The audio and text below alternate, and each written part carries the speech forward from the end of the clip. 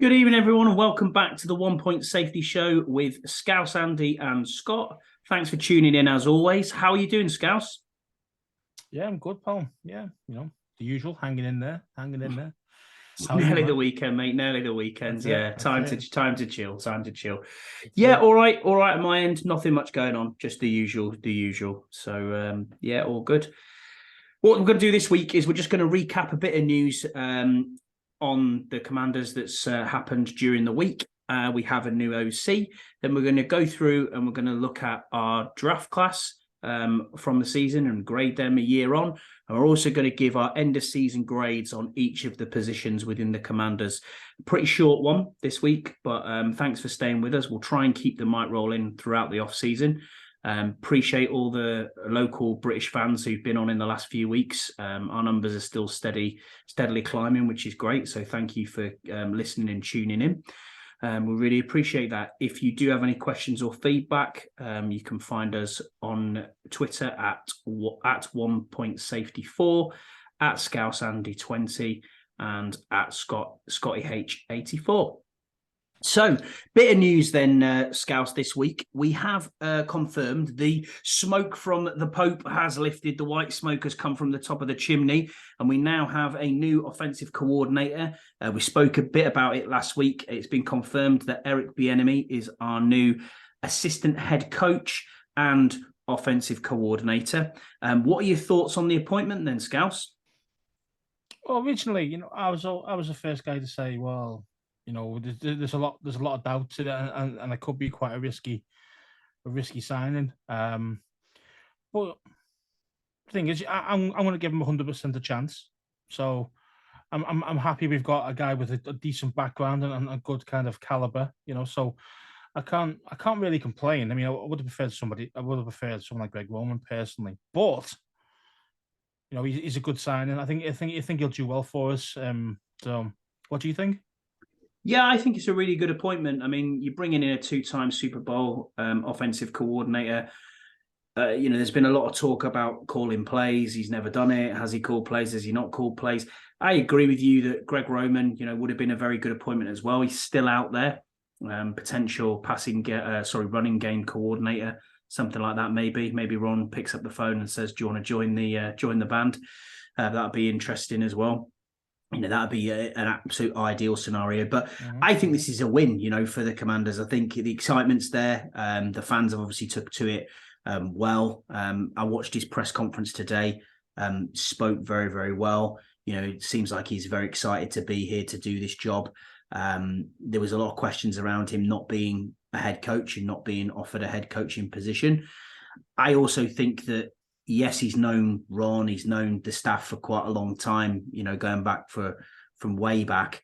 And looking at it looks like he's come here with the idea that somewhere down the line he'll either be our head coach or he'll be the head coach of somewhere else in another organization. And we spoke about it this last week. He's betting on himself, isn't he? You know what I mean? He is absolutely betting on himself. And 100%. His stock at the moment is the highest it's ever going to be. You're coming off a Super Bowl championship win, another ring to add to his bling that he had on his Twitter picture, which I quite enjoyed. That's a chunky ring there, Mr. Bieniemy, and another one to come.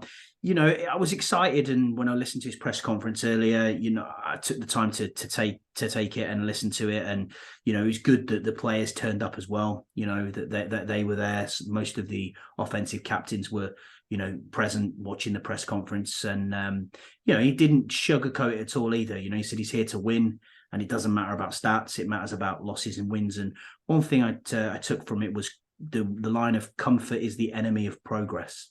That's quite a bold statement, that to come out with a saying like that, to say he was comfortable.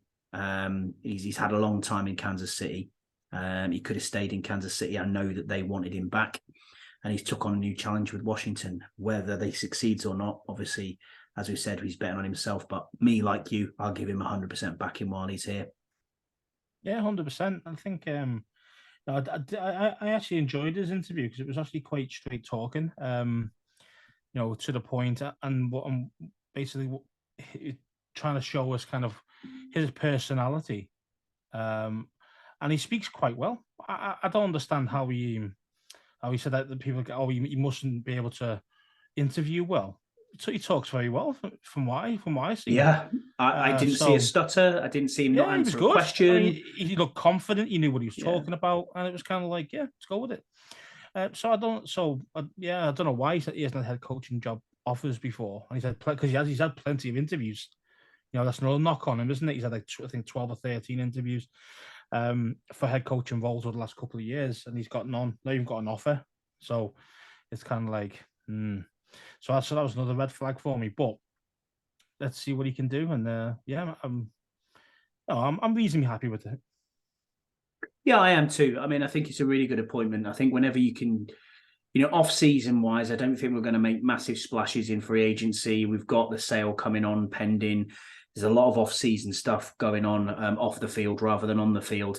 And I think this is something that we can chalk up as an absolute win. This is a win for Washington. Wherever you look at it, national media, the pundits, you can hear them talk on the various YouTube channels, and they're out there saying this is a win. I mean, I do look back and think, was the pool quite small as to where he could go?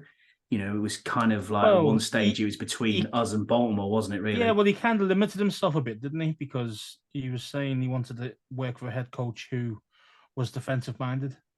And there's not many of them around. Now, if you look through the whole 32 teams, there's probably less than 5 who are defensive minded coaches or head coaches. Yeah. So, and obviously our team, as he mentioned on his interview, why not Washington? Because there is a quality, there's a high caliber player here on the offense. There's high caliber players. Just needs a few tweaks, especially the offensive line, and tight end probably. But the other bits are pretty solid.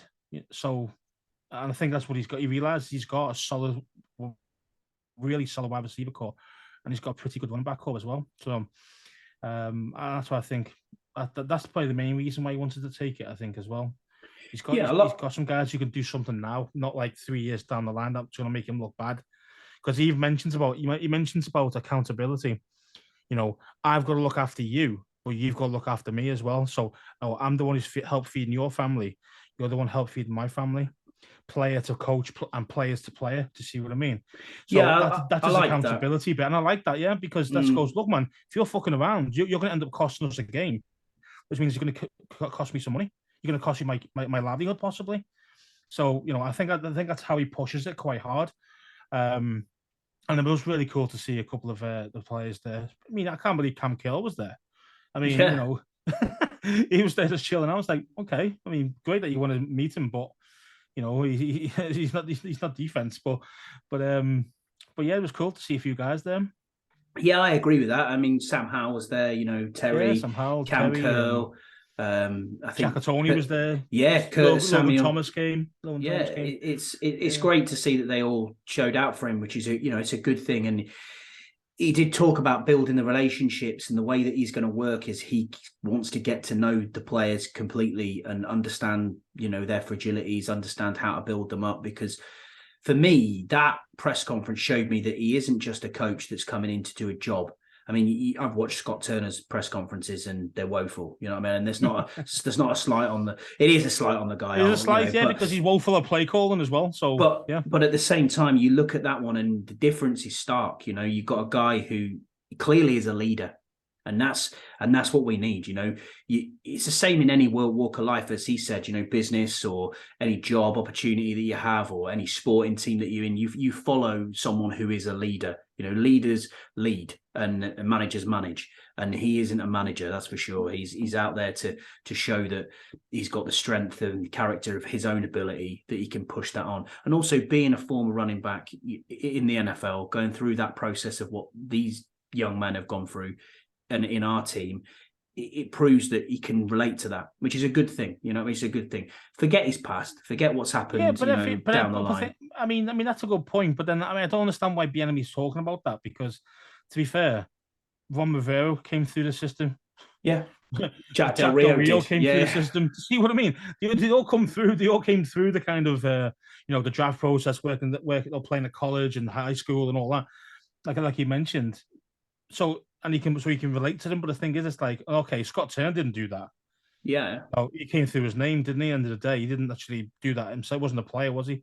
So, so I can see what you might be trying to say, but in saying that, all these guys are all done it themselves as well. So, like Ron and JDR. So, yeah, I take that. I take that. I don't know what to take of that one. To be fair, now how to Pinch of salt there, maybe. Pinch of salt there. yeah. Yeah. I don't know what to say about that one really, because as I say, because all these guys are ex-players have gone through the same scenario, unless you were unlucky and you didn't get drafted.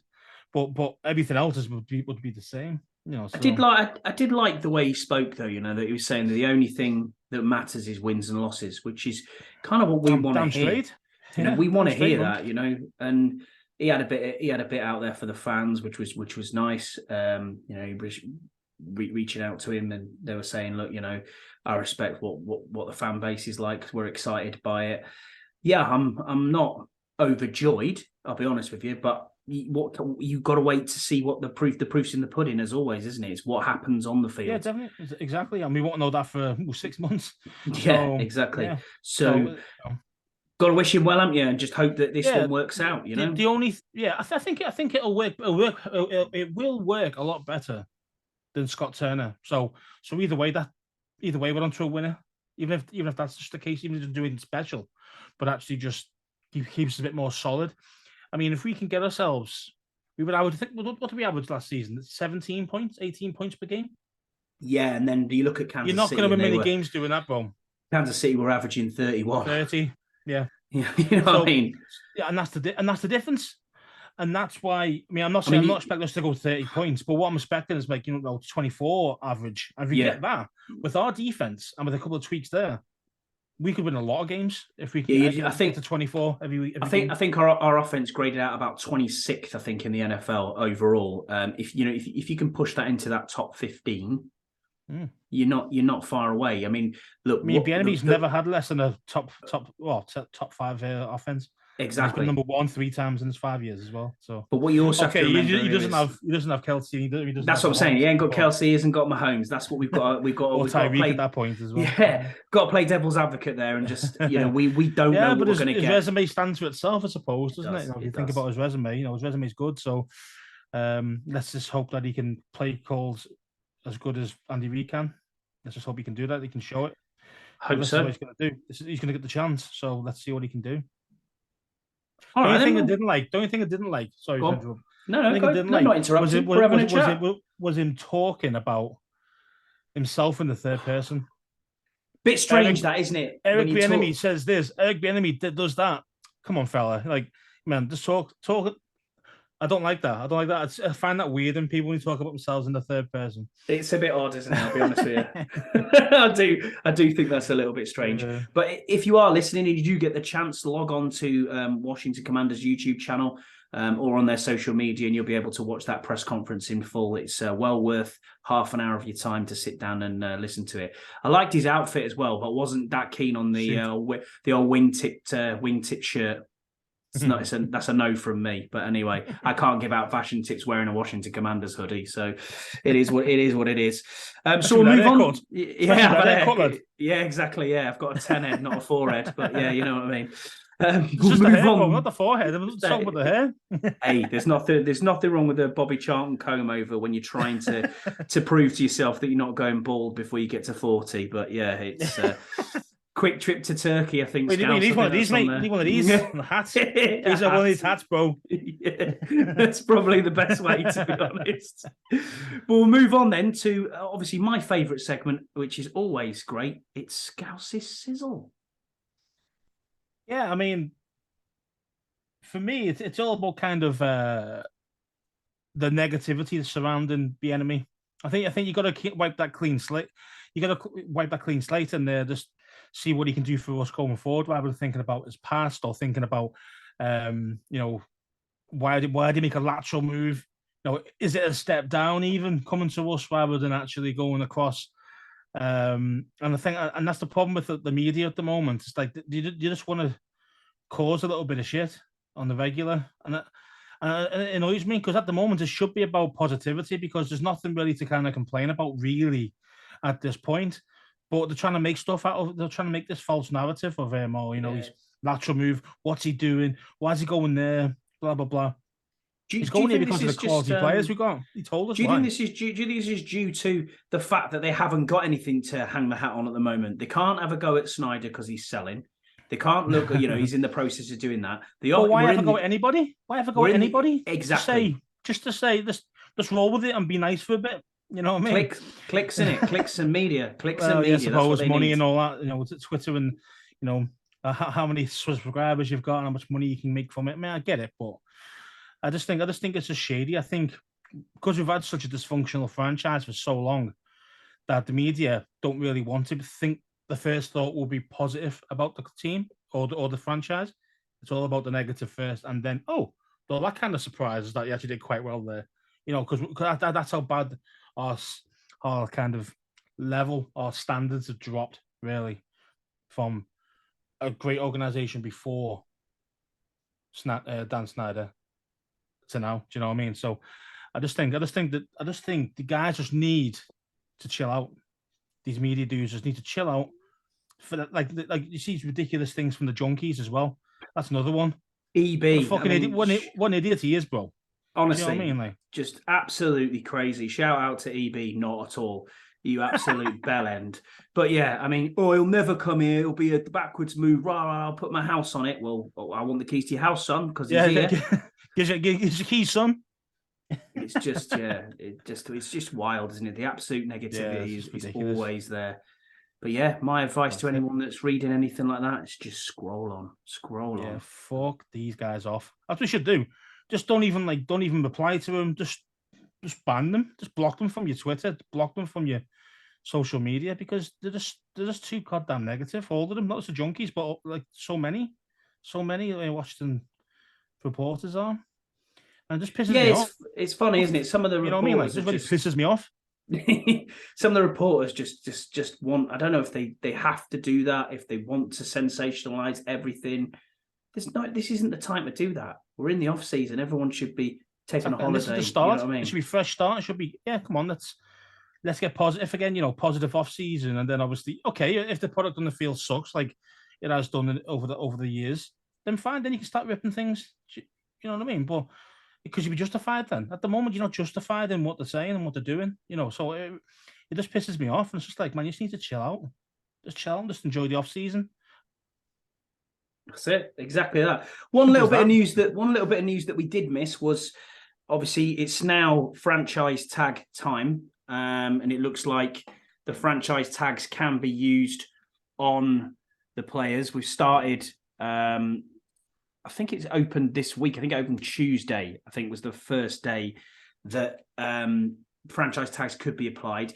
And from what I've seen in the media reports again, and whether you believe these or not, it looks like we're trending towards franchise tagging Daron Payne, 17.8 million on the cap hit.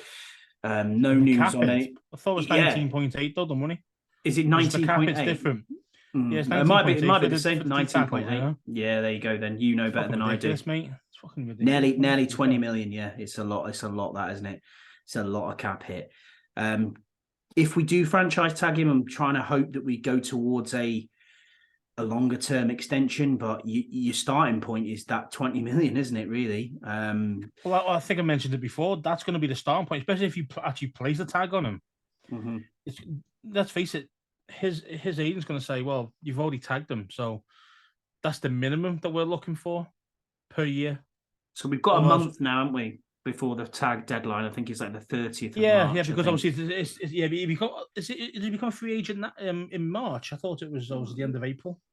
It's I think the franchise tag has to be placed before the end of March, and then I think they become a free agent. The contract runs out April. then, because the contract runs out, wouldn't it? Yeah. But we'll see. We'll see where we go. They've got to do something about it, and it's a difficult place to be because, we mentioned it a few weeks back. I think they mismanaged it. I think they mismanaged it because they could have got him a long-term deal last season before. So do you feel 4-year extension? Do you feel the same way now? Do you feel the same way about Chase Young then and not picking the 5th-year option up there? That's where I got confused. By the way, that's just over 17 million. Yeah. So with Chase, I think, like I spoke last time, I said no because it was injuries. But then when you really think about it, you've got to take it. you've got to take it, because it isn't just because of the player he possibly could be or whatever, but he's got to be seen to be fair across the board.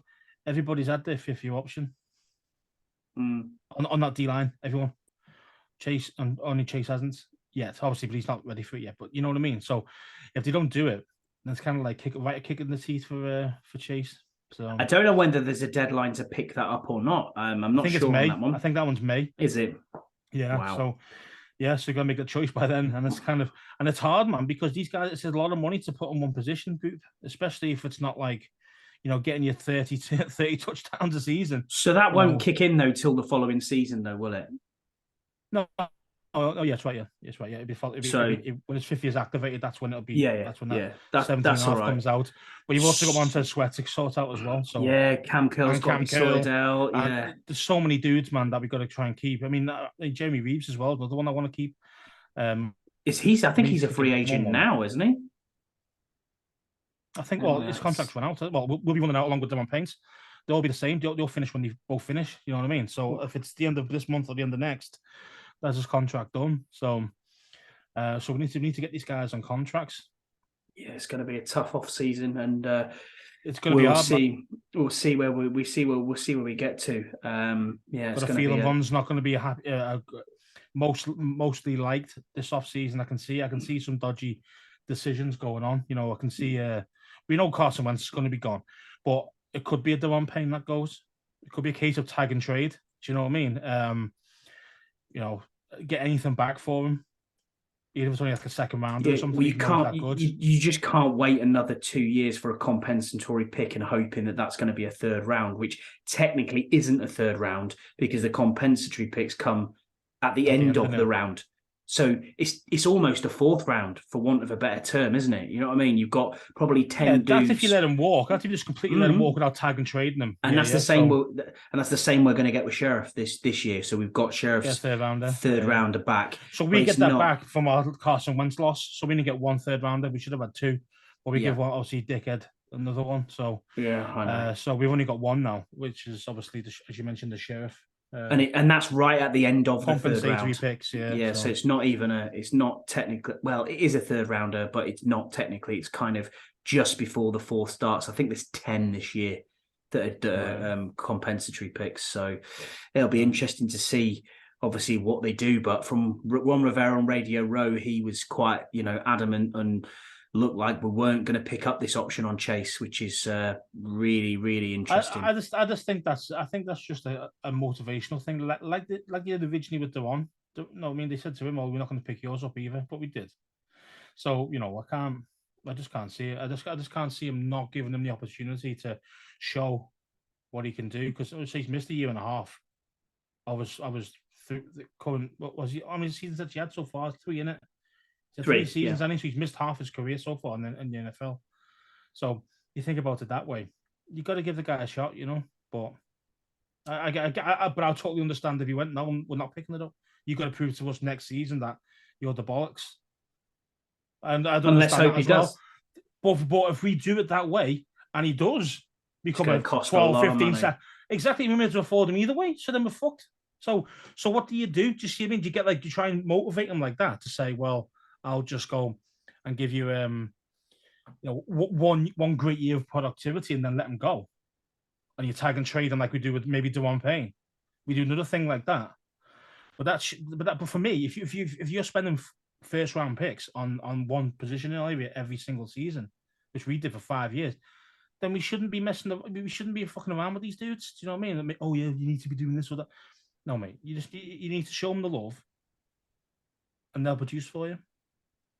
Yeah, I agree with that. I do agree with that. I mean, we're talking hypotheticals here, which is never a good thing to do. But maybe down the line, we don't know what's going to happen with Sam Howell. We know that next year's quarterback class is apparently better than this year's quarterback class, which they say every year. But do you then look at a tag and trade package, or you trade Chase Young? You know what I mean, and in line with a first rounder to get further up the pecking order for a QB if it ends up being something like that.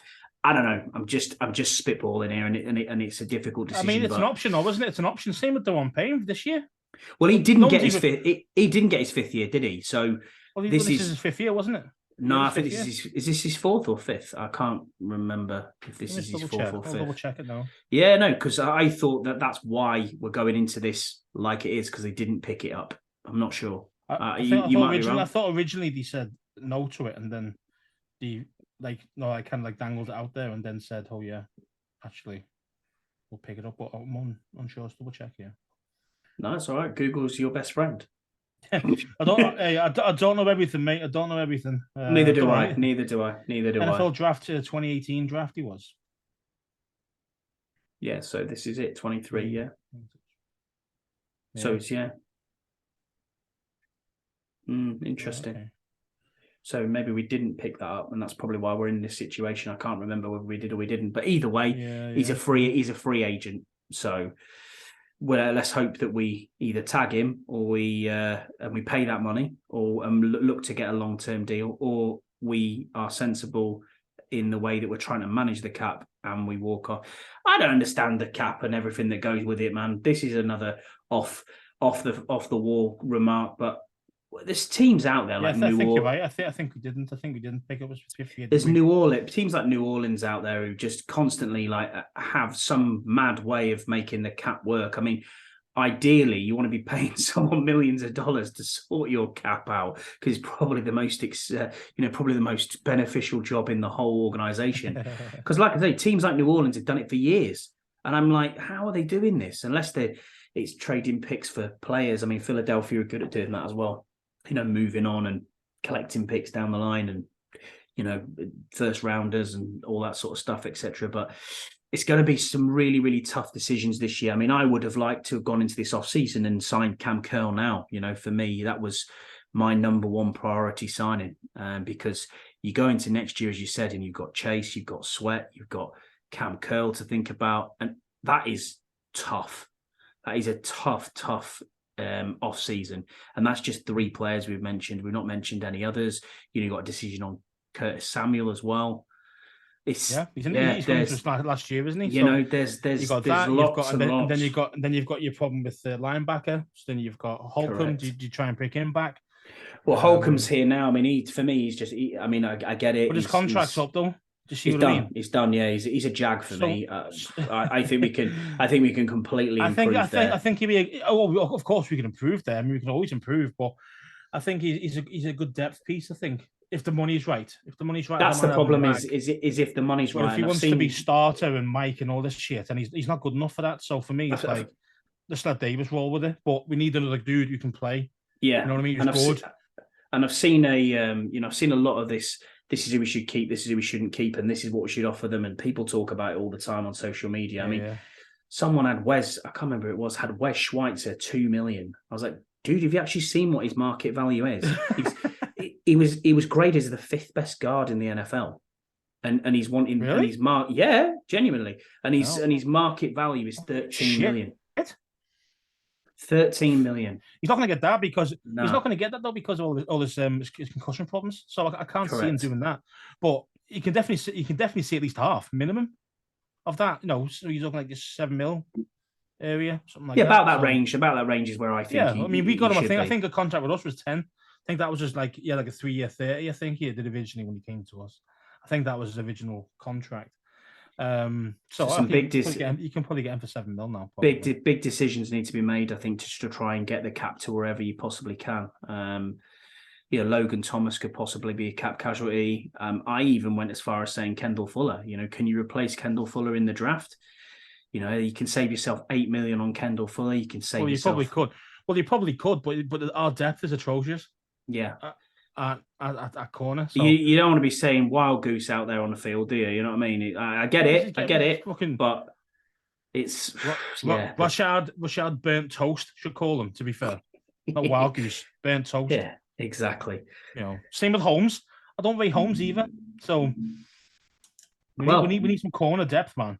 Speaking of Holmes, we'll move on then to our next segment, which is regrading our draft class. So. Our first round pick last year, Jahan Dotson. What do we say about that? Is that a home run hit? Because 100%, yeah. I've come down as an A. Yeah, not an A plus because he was injured, and I think if he was fully healthy for the whole season, and he either got 1,000 yards in his rookie season. As at that time, you probably see wide receiver 3 really up until like the kind of last 6-7 games where he became wide receiver 2. So that would have been But for me, excellent pick.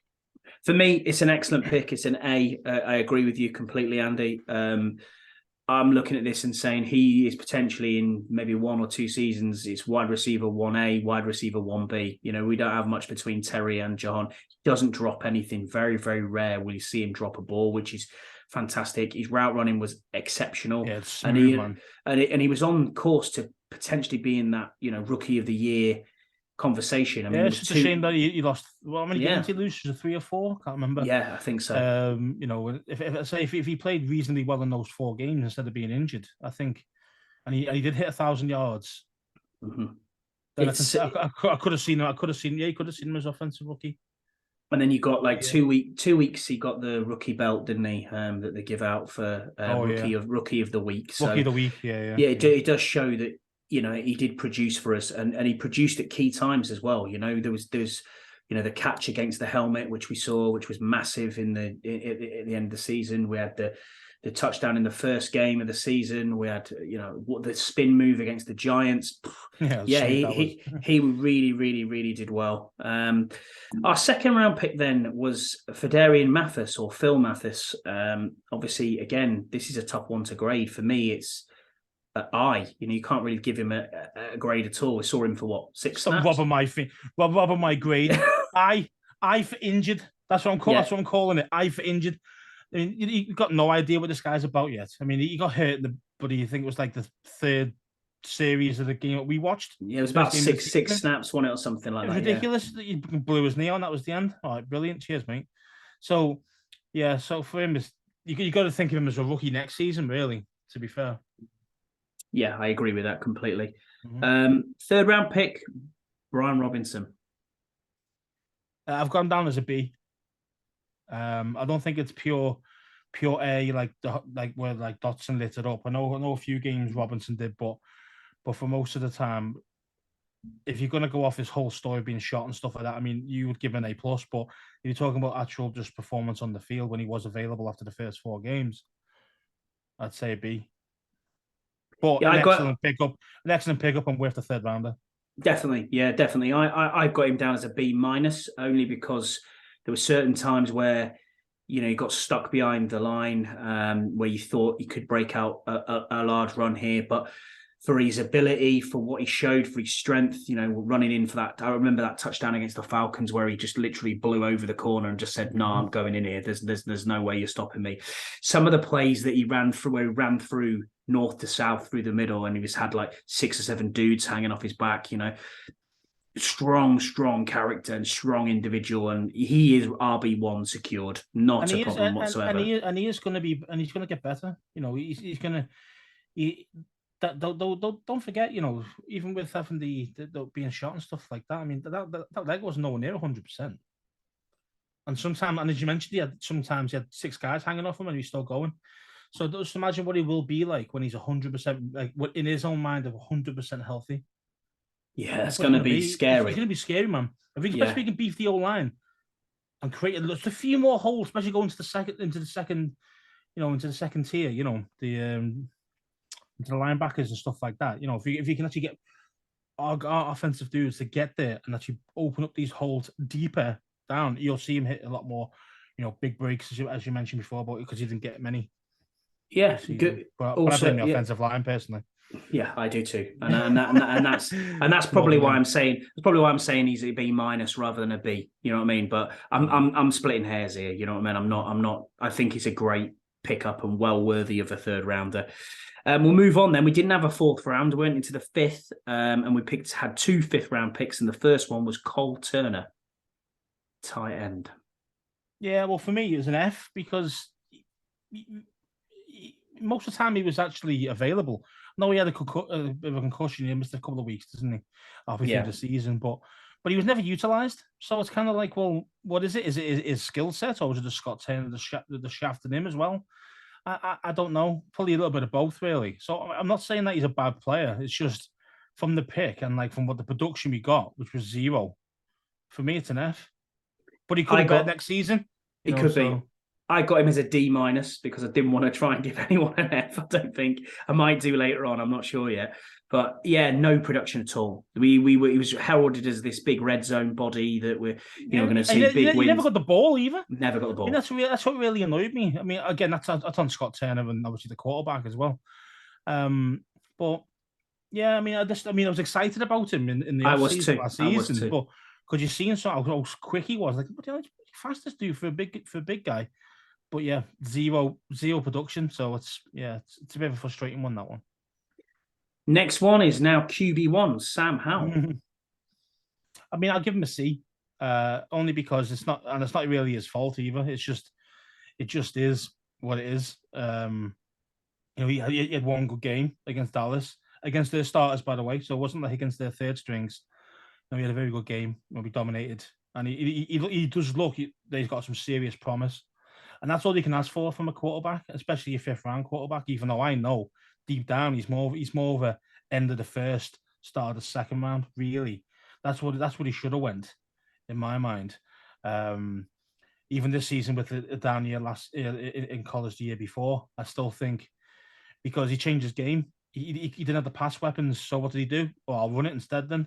I'll run over you instead. And he ran 1,400 yards, mate. Unbelievable, isn't it? Yeah. For a quarterback.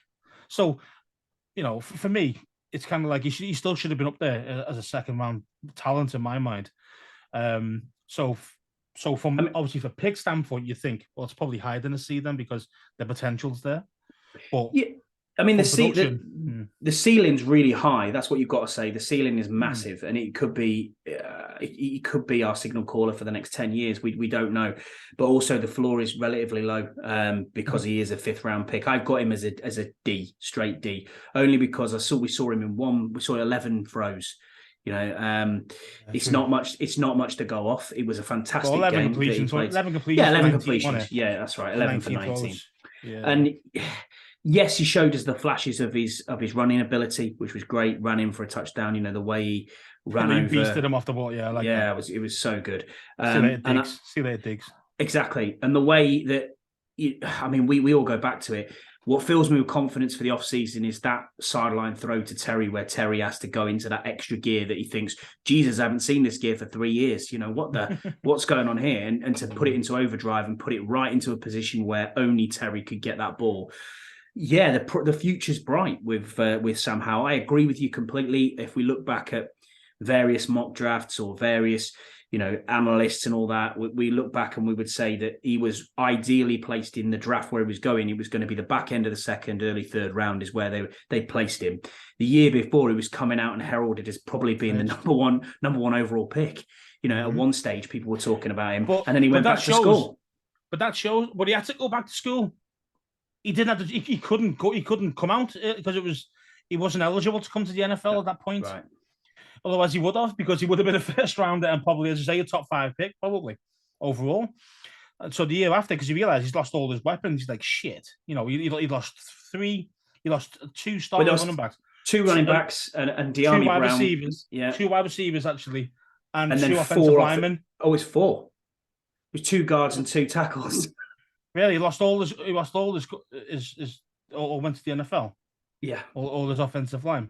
So that shows, though, that if you give him the pieces, he can do it, doesn't it? Yeah, it does. It does. And I think the future is bright there. Yeah, if we can sort out our offensive line and maybe a tight end, like a decent, or Turner shows up, then we'll be all right. I think so too. Then we're into the 7th round. Didn't have a 6th round pick because obviously trades back and forward to get back the 2 5ths. Our first 7th round pick was Christian Holmes. Yeah, I mean, obviously he's mostly special teams, wasn't he? But when he did play as a corner, he wasn't very good. Let's face it. He got burned quite a few times. Now, again, 7th round picks, they're not all going to be Cam Curl, are they? Let's face it. But to be fair, from what I saw from him as an F, just wasn't good. Just wasn't good in any way. Yeah, I've got him as an F. I have gone down there because, I remember one game he got absolutely burnt. I think it was against Philly. He got burnt toast and then he ended up getting pulled after I think it was about half time. I think he got pulled from the game. Was that Philly or was that against the Giants? I can't remember which one it was. might have been the Giants, but Mm. I'm unsure. But either way, he got absolutely burned, and we never saw him again. That's did. how bad Yeah. it was. So, yeah, As you said, it does take time. I mean, if we look back at our 7th round picks, Cam Curl came in and obviously lit it up. We understand where he's came in with that. But if you look at the likes, we did. You look at the likes of James Smith-Williams, who was a 7th rounder.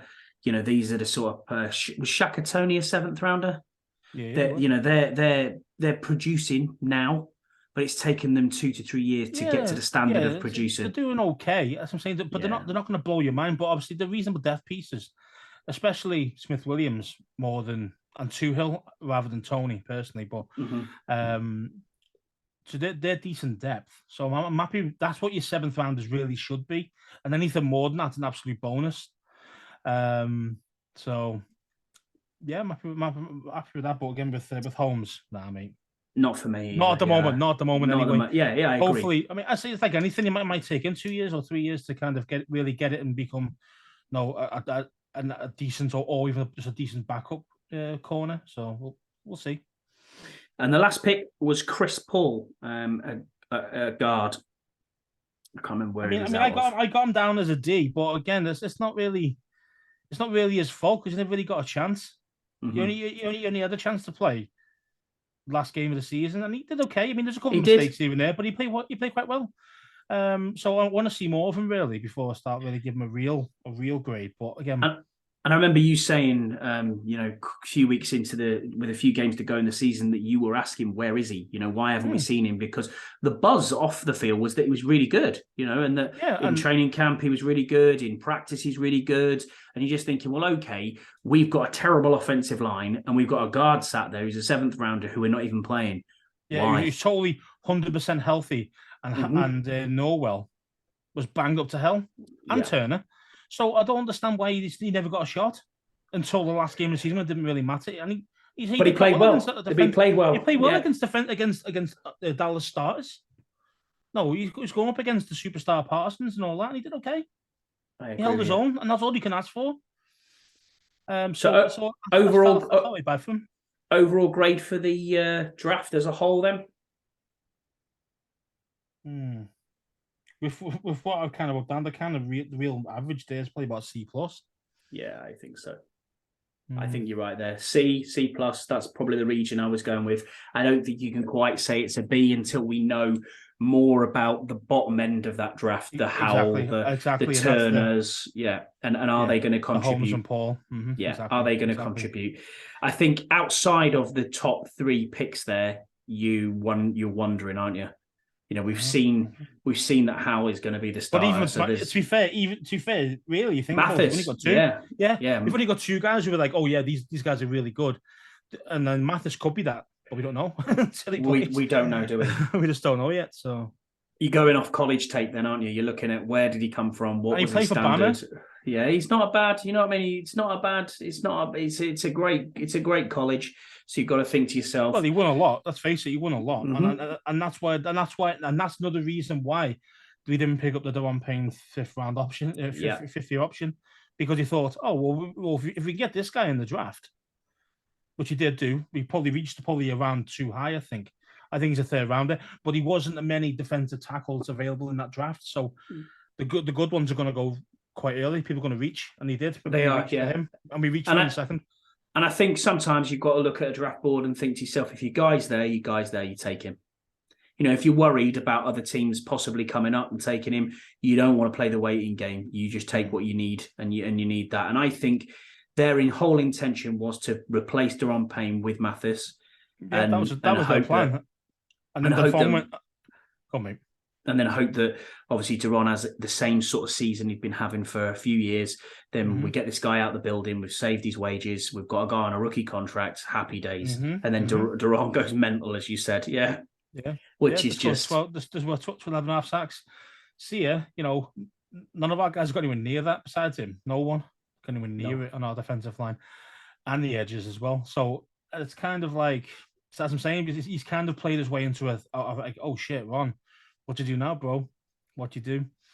Well, you can understand the plan. but obviously I think it's been blown up in his face, hasn't it? Let's face it. It has. Yeah, you're right.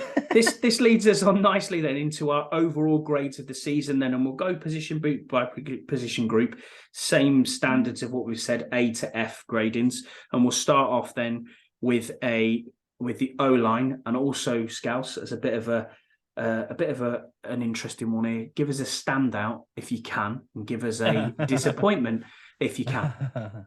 So we'll start with the O-line. Do you have the O-line? Well, do you have a standout? Yeah, Chris Paul. Yeah, exactly. Do you know what I mean? One game. Now, what's it called? For me, it's 100%. It's an F. The grade's a total F. Total failure. Shite. Fucking ridiculous. You downgraded so bad, it was just unbelievable. Especially the guard positions. It didn't help that we lost our centers as well. I mean, that didn't help us at all either. But yeah, F, standout. I can't even think of one, honestly. I really can't. I'm struggling. I mean, you could probably say maybe Larson before he got hurt. Mm-hmm. But he only lasted how many games? He last 4 games, something like that, and he went down. But again, not much of a standout there. And then obviously, biggest disappointment on the O-line. Who do you choose? Who do you choose, man? I mean, for me, it's got to be Norwell. Okay. He's the fucking worst. He is the worst. He's the biggest unit you'll ever see in your life, and yet he's absolute shite. And like these little skinny guys coming past him, it's just ridiculous. For me, the biggest disappointment is Charles Leno. I'll be honest with you. The way he regressed, I thought he regressed massively. He's playing with Norwell. I know, I get that. I understand. I mean, I understand it completely. Ruins everybody. Is that bad? I mean, maybe it is Norwell. I mean, maybe that's the way. But for me, the way he didn't hold up at all. And I mean, one thing that really pissed me off the most out of anything play in the season was the one where he shouted back at Taylor Heineke, "Watch out!" while Thibodeau had got past him. And then Taylor that was a protection problem though from Sam Martin. That wasn't really his fault. I mean, at the time you think, "Fucking hell, what are you doing, letting them wide open?" But for me, a lot of that was on Scott Turner. To be fair, allowing fucking tight ends to block Thibodeau, or Curtis Samuel fucking blocking the guy in Cleveland. Who's the guy in Cleveland? Miles Garrett. No, one of the elite of the elite pass rushers. Yeah, just put a mini wide receiver on him. What are you doing? So, but that is Scott Turner though. So again, some of it you got to take some of it to pinch yourself. But Norwell, mate, honestly, when you see the tape, man, he's running the wrong way. Honestly, man, that, yeah. He just makes people look bad. If you're playing with him, you're thinking, "Fuck me, where do I go here?" Because if we're going to run zone right, he runs to the fucking left. There's a massive hole there, and you wonder why the running back can't get anywhere because the fucking guy just come right through the middle like he wasn't there, because he wasn't there. He ran the fucking well out the way. So for me, mate, by far, Andrew Norwell. This is a second Scousey sizzle. I'm loving it. That's what we might call this, second Scousey sizzle. I don't know. Sizzle. Maybe. We'll move on to tight end then. What was your thoughts on tight end? Again, the F. Thomas. Wow. I know, hand them out a lot, man. I mean, they didn't do anything though. I mean, they didn't block well. They weren't good in the pass game. Even Bates didn't. I mean, I was expecting Bates at least to be a solid blocker, and after time, he wasn't even doing that properly this year. Now, I know he was banged up as well. He had a bad calf at the start of the season, and I just don't think he ever recovered. Because the year before, he got rated fucking number 1 pass blocker as a tight end in the NFL. In the whole NFL. Yeah, in the whole NFL. Yeah. That shows he can block. It shows he can block. It's just obviously probably scheme and obviously injuries as well and all that shit kind of messed him up. But again, you're working with bums like Trey Turner and Norwell. So what do you expect? From the receiver side of it, though, as in like the tight end receivers, again, nothing. Yeah, we didn't get anything at all. We didn't get anything from them. We didn't even try to utilize them properly. We're asking Logan Thomas to block a lot. And let's face it, all he is really a receiving threat. He's not much of a blocker. And he was proven. He kept getting bashed back by no marks. No mark rushes coming after us. And he's getting pushed back. Because he's not a blocker, but you expect him to block.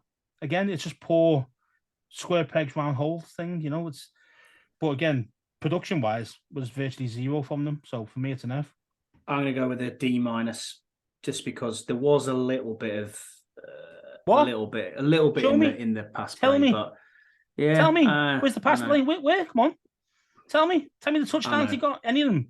No, Anyone get a touchdown? I honestly cannot remember. I honestly I don't cannot think we remember did. a I don't think touchdown. our Titans got one at all. I don't think all season. I will I don't have think to we look did. at that. Yeah, I don't know, but it feels like they didn't get anything. I just don't want to give out an F, but there you go. They did we'll move before. on. What's the problem now? I know. We'll move on to wide receiver. Wide receiver for me, I'm going to give it a solid B. Yeah, that's exactly where I am. B. Yeah, solid B. We got talent there. We just need a better quarterback. And I think probably our best position, as in like depth and starters. Yep. We've got five solid wide receivers, to be fair. So are you saying, right, so we've got Terry, Jahan, Curtis, Cam Sims, Bieniemy Brown. Is that where you're going? Mm-hmm. Them are five, yeah. Yeah, what way are you going, Brown? And are you going Brown as fourth, or are you going Cam Sims? Yeah, Brown as fourth, and then Sims fifth. Yeah, he got some solid, deep touchdowns. I mean, he got two against the Titans, I think, didn't he? From Carson Wentz's throws, actually, bizarrely enough, two in a game. You know, and he looked like he could be a threat. And what I'm most looking forward to with Bieniemy Brown is the fact that obviously he's got that connection with Sam Howell from back in the college days. You could see some big uptick in his numbers this year. I hope so. I really hope so. It's hard. It's hard to feed them all the ball, isn't it? There's so many bloody guys. It is. But Cam Sims for me, he's a red zone target, but we don't use him. He's a body, but I reckon Bieniemy will use him better. Piece. I do think Bieniemy will use him better, and he's good on special teams as well. He's actually pretty good on special teams, Sims. So I mean, I'm happy to keep him. Like, to be fair, could he be a tight end? Well, he's got the size, but nah, not for me, mate. He's a wide receiver. Running back then. Again, I've got a solid B there as well. Yeah. Those two. I'm on a B minus. Thunder and lightning, as I call them. Nice.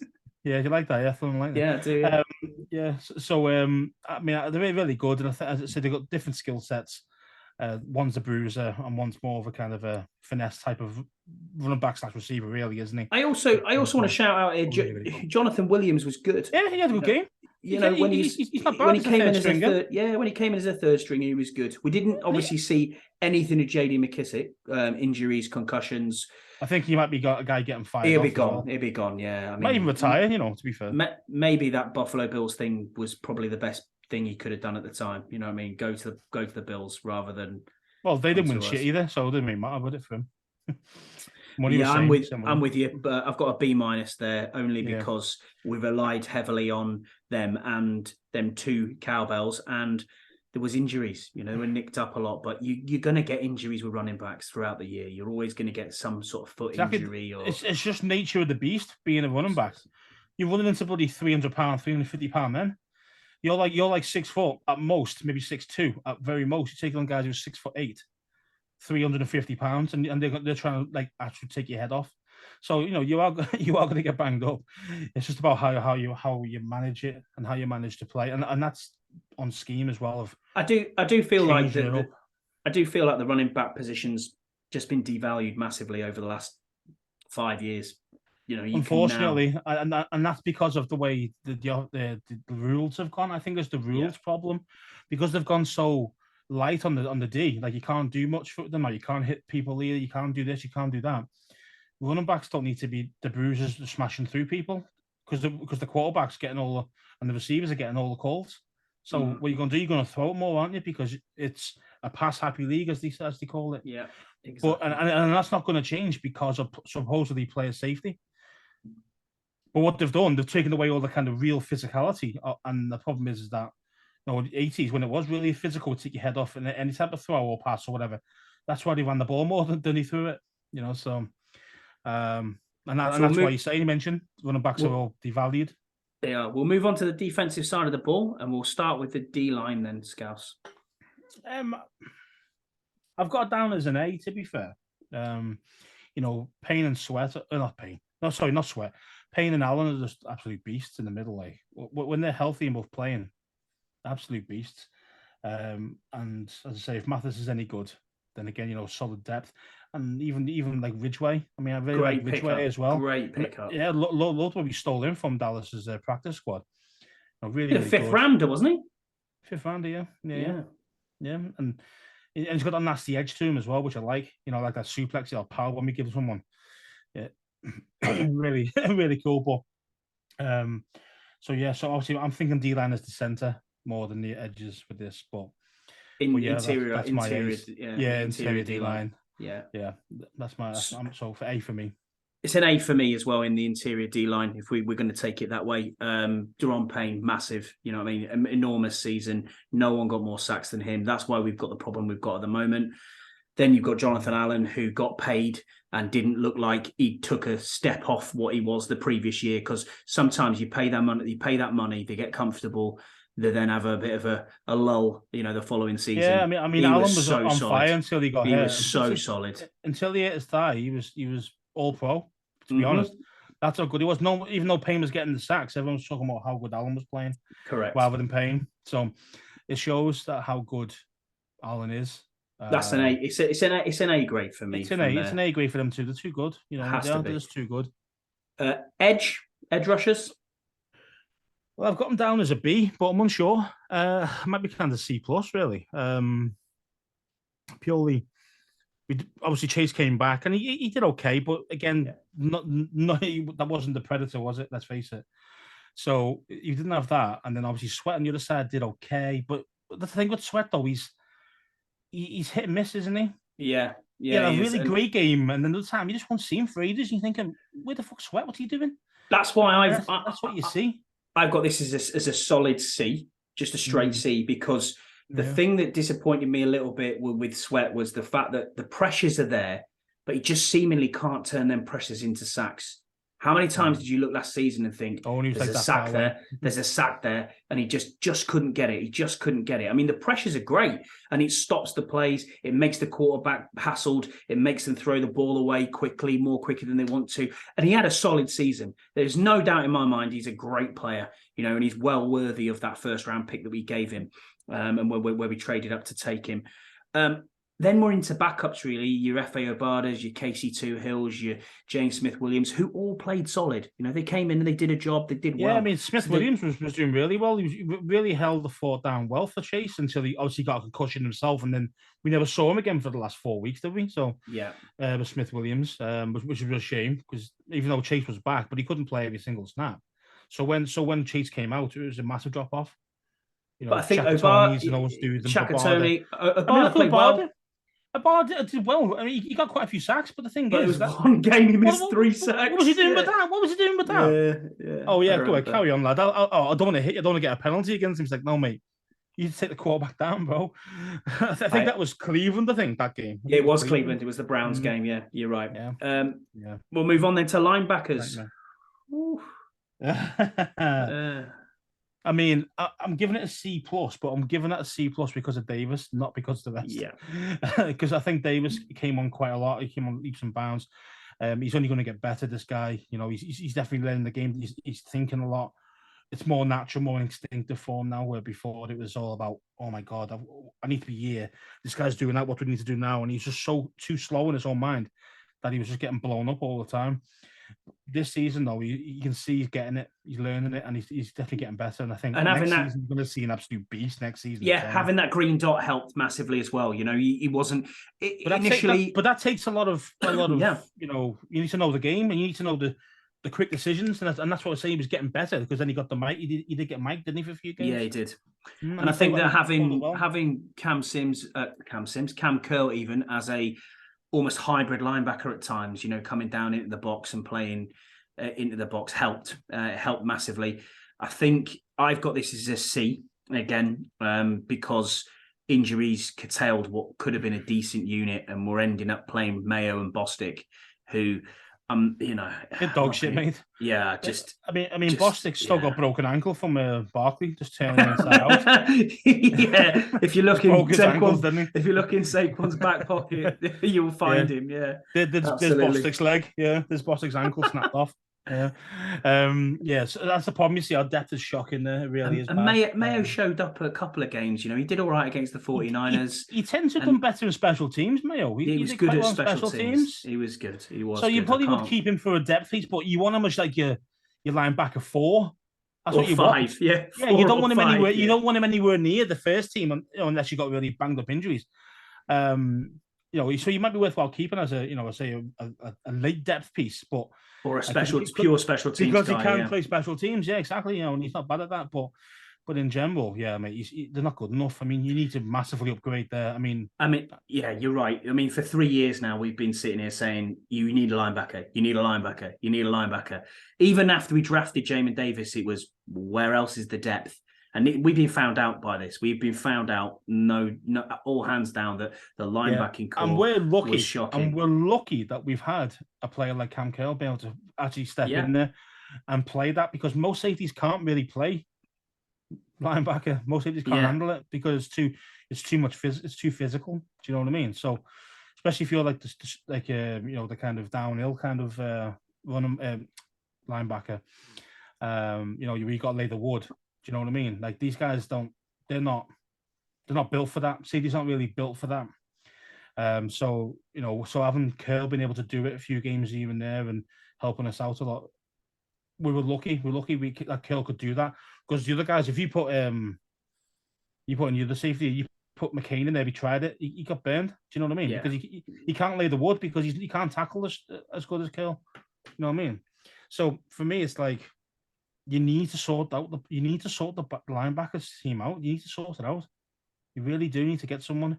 We do. Tremaine Edmonds is on the free agency market. But yeah. How much though? How much exactly? Money? I know. We can all dream. Dreaming, yeah, dream team.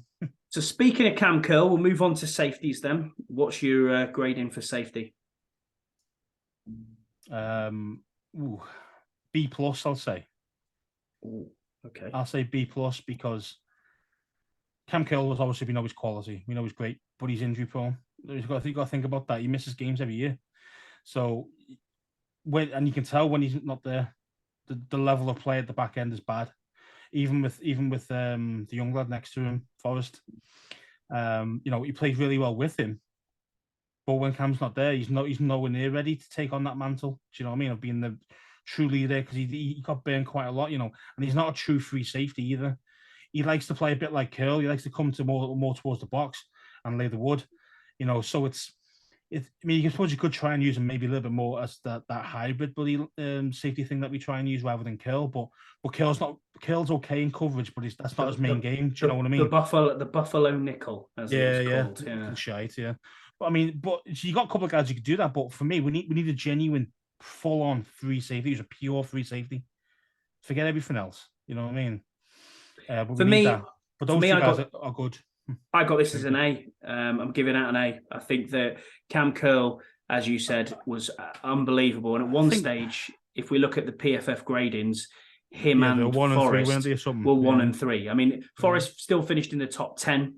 So if you've got a top 10 safety in Forrest and you've got a top 5 safety in Cam Curl, but I know it's PFF, though, isn't it? I know it's PFF. You got to take it with a pinch of salt, that. But what I saw was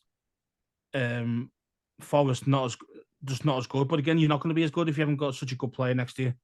So it's understandable. Bobby McCain was a good depth piece as well. He's coming in. He's depth. I mean, no, he shouldn't be anywhere near being the starter. He just flat out shouldn't be.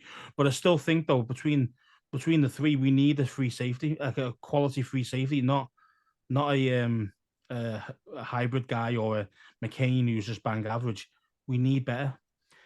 But the first, were great, good when they played together. But again, didn't play all games together, did they? So that's true. Best ability is availability, mate. It is indeed. We'll move on to corners. Okay, so yeah, for me to see. I think St. Just looks good, but again, he's injury prone. He can't handle a full season. He's been proving that even as a college as well. He was injury prone there as well. So, he is injury prone, unfortunately. Fuller looks like he runs like he's 35, but really he's 27. And that kind of shocks me how young he is, to be fair, because I thought he was a lot older, because sometimes he looks like he is getting absolutely on toast. and it's just like. But then there's other games where you see an elite, and then he's corner, brilliant, yeah, and then and he's you brilliant, think, yeah. how have you got interceptions here? I mean, first interceptions, running back for a touchdown against the Texans. Interception, would he get 2 against the Cowboys? I think he would have done, wouldn't he? But he dropped one, didn't he? Oh yeah, he did. That's and then right. the next play, he went straight back into it, and he That's did right. it straight away. Yeah. Yeah, then the following play was one. But yeah, I mean, he's very cerebral. Like, he's quite smart. He can read the play. You can see what's going on. But sometimes he does get burned. And I know you say, well, most corners get burned. But the thing is like, if you're looking to be the cornerback one of a team, you need to be elite. Do you know what I mean? And he's not elite. And St. Just talent-wise, you probably say could be a CB1. But for me, he's too injury prone, so he's never going to make it to a CB1. He's going to be a solid CB2. And you need better over Kendall Fuller. And if you want to keep Fuller, fine, restructure him. But we need a solid corner, like maybe one of these elite guys in the draft. That's what I was going to say. You're going to go at 16 to take a Christian Gonzalez or a Porter Jr. or a Witherspoon if you can get him. Yeah, if Witherspoon's there, give me him. If he's not, then it's Gonzalez. If they're both gone, then I'd probably look at tackle. I don't think I'd go for the Joey Porters. I think I'd rather go tackle then. So they're my 2 main guys. I'd go for. Who's the other one? Keely Ringo. He's another one that you could get later. There's about 5 guys that are really big names. But again, for me, it's like, are the elite enough to be ranked at 16 now? Again, I think you're right with Gonzalez and Witherspoon. I think you're absolutely spot on with them too. I'm just hoping they drop, because they might not drop. Yeah, are they as good? Are they as good as a Sauce Gardner? Because I didn't see that. And don't forget, Sauce Gardner was, what was he? What was he? 6th. You picked 6th. Yeah, 6th or 5th, 7th, something like that. So he was, an absolute game changer for the Jets. And but he did come out with all that hype as well. So if you live up to the hype, great. But at 16, is that where you go, or do you go tackle? I don't know. We'll maybe discuss. We'll discuss that on a later pod, I think. This depends who's there. This depends who's there at the time, man. Who's at your board and who's there at the time. Yeah. Because some people do fall when you think, well, why is he falling? Or what's always happens. Always stories happen like the day before the draft, isn't there? Remember Laramie Tunsil? Yeah, Laramie Tunsil, and he's smoking the weed. Yeah, with the but in that gas mask on. Yeah. He was going to go number 1, and then he ended up going 1 overall. Yeah. Where did he go? He ended up going Did he go to the Jags? He dropped a lot, man. Yeah, he's out of Texans now, isn't he? It was the Jags. It was Miami. The Jags, yeah. Miami. Is it Miami? Oh, it's Miami. Yeah, you're right. He went to Miami, but the thing is, it's like he dropped so much. It cost him shitloads of money. That did. And all these things come out around that time, so you might see it happen to somebody else. Let's look at the classic example is Montez Sweat. Heart problems. How many people passed up over him, and we traded back into the first round to get him at the very back end. So, it does happen. He was a top 10 to people. He was a top 10 talent. Top 10. And then getting what did we get him? 24, something like that. 24, 24, 26, something around there. Yeah. So again, see, it happens, man. These things happen. So maybe if the Witherspoon does drop to 16, because most people would say he's probably going in the top 8, really. But if one of those 2 guys are there at a 16, I'm selecting big time. But again, but after that though, the second round cornerback, so I'm still good level. Do you know what I mean? So for me, I'd look at a corner in the second round if those 2 guys are gone. Do you know what I mean? I know we've got draft talk here a little bit, and I agree with you, but it's very deep this year for talent of corners and talent of offensive line. We're very deep in the offensive line talent, and we're very deep in the cornerback talent that's coming out. Not much at wide receiver at all. So this is where, if you've got holes on the back end or you've got holes on the offensive line, which we have both, this is the draft to do it. This is the draft to do it. Last group then that we'll go through is the specialists. What were your thoughts on them? What was your grading on the specialists? Well, Tressway always gets an A from me. Yeah. Always gets an A. Maybe Pro Bowler. Even. Pro Bowler, all pro Revo bowler as well. Should be, all in Revo, yeah. So, I mean, the overall special teams team as such, then you're probably looking at a B, probably. Yeah. We didn't really got burned big time, did we? Like we didn't give away too many 100-yard TDs or kickoff returns or anything like that. And off punts, when it's hard to get anything from Tressway. You know, it really is. It's hard to get more than 10, 15 yards off him, as in after you've caught it. So, you know, for me, they're solid, man. It's a Cameron solid team. Cheeseman's solid, just solid snapper, Solid, does yeah, his solid. job, nothing more than that. Fantastic kicker. Ooh, now we're Well, Joey talking. Sly, yeah. I mean, yeah, Joey Sly. I mean, fucking hell, mate. No, you can't afford to miss fucking extra points or field goals in the extra point range, if that makes sense, of distance. You just can't afford it. You can't afford it. I mean, if you're a massively high powered offense, then you can get away with it, missing 1 or 2 field goals a game. You can't do that when you're Washington or one of the normal teams, should you call it. You know, your kicker's got to be solid all the time. You know, you just can't. They're worth the weight in gold, a solid kicker, and there's not many of them who are really top draw. You're not going to get Graham Gano, are you? Every 2 seconds, or what's the guy at Baltimore called? Tucker. Tucker. Yeah. I mean, he's the best by an absolute mile. Matt Prater's been like ultra consistent his whole career. He's 40 odd now. I mean, he's still going. Still plays at Detroit. You know, and these things like the worth the weight in gold. If you can get a good kicker, a quality kicker, it's worth paying them the extra dollar. Now these guys normally get, you know, $2 million per year, something like that. Couple of mil, something like that. If you go for like, Tucker's probably on more like $6 because he's that good. See what I mean? But for me, he's worth that because he puts points on the board. Yeah. He puts a kicker puts points on the board, and people don't seem to forget that. Like, oh, you just pick a big kick up off the street. Yeah, well, you look how many people do that, and look how shit they are. Look how we were not this season before. Blew it. Yeah, exactly. Yeah, blew it. Yeah, what do you do? Fucking shank, you know, left sided. Johnson blew it. We had loads. We had loads that season. It was crazy. There's so many kickers made that just absolute shit. I mean, Hopkins as well. I mean, he went over to Thingy and got hurt. He went over to the Chargers, and he got hurt. And he probably won't have a job next year. To be fair, no, he probably won't. No, it's interesting. So solid for me. I'd give him a B. For the specialists, a B for me. Overall grade of the season. A B for Sly. A B for Sly. No, B overall. Overall. I say for Sly, you're probably looking at a fucking D. An F. Yeah. F to D for Sly, the Sly guy. Overall grade for the season, then. As in, like, what results or team? Positions? Team position. As a squad, we're going to have to go off results, aren't you? We're in the middle of the pack, so we've got in middle of the road grade. So C for me.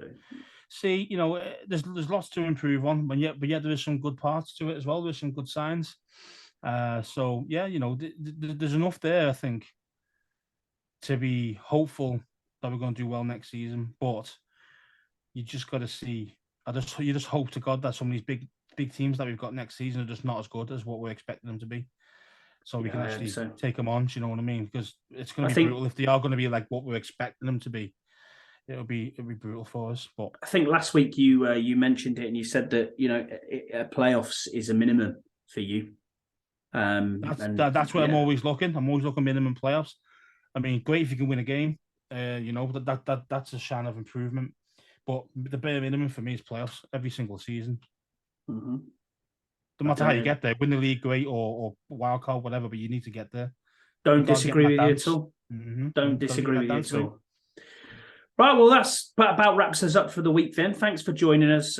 As always, everyone who's listening, everyone who subscribes, we really appreciate your support. If you do have any questions, social media handles are in a little outro after the pod is finished. Thanks again for joining me, Scouse. I really appreciate you every Thursday night being on here with me. And we'll maybe look at mock drafts. We'll try and keep the microphone rolling and keep the pod going over the off season because we know that you enjoy it. So thank you for continually being there. I'm sure we'll have more to talk about next week. And that about does us. Thanks very much, everyone. Take care. Bye. Bye.